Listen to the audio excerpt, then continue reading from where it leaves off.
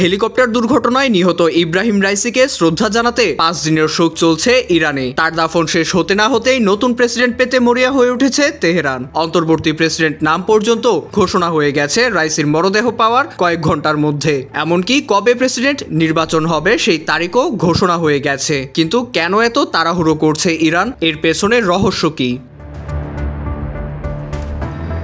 ইরানের সর্বোচ্চ নেতা আয়াতুল্লাহ আলী খামেনি বলেছেন, রাইসির মৃত্যুর কারণে ইরানের যে গতি তাতে একটুও প্রভাব পড়বে না। ধারণা করা হচ্ছে ইসরায়েল এবং আমেরিকাকে সামাল দিতেই এমন পদক্ষেপ নিচ্ছে দেশটি। এছাড়া নিজেদের দুর্বলতাকে কোনোভাবেই বুঝতে দিতে চায় না তারা।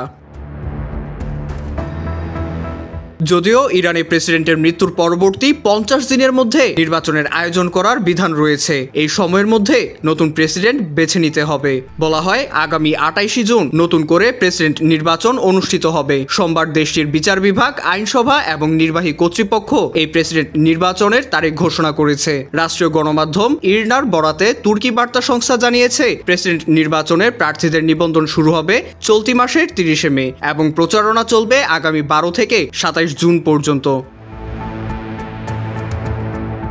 রোববার একটি জলাধার উদ্বোধন শেষে ইরানের উত্তর পূর্বাঞ্চলীয় তাবরিজ শহরে যাওয়ার সময় যুক্তরাষ্ট্রের তৈরি বেল 212 হেলিকপ্টার বিধ্বস্ত হয়। এতে রাইসি, পররাষ্ট্রমন্ত্রী হোসেন আমির আবদুল্লাহিয়ান সহ 9 জনের মৃত্যু হয়। এরপরই সংবিধান অনুযায়ী দেশটির ফার্স্ট ভাইস প্রেসিডেন্ট মুহাম্মদ মুকবেরকে অন্তর্বর্তীকালীন প্রেসিডেন্ট ঘোষণা করেন ইরানের সর্বোচ্চ ধর্মীয় নেতা Ayatollah Ali Khamenei.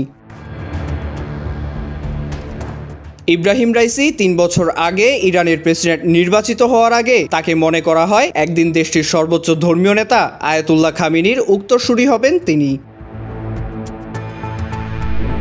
IVTV USA, new York.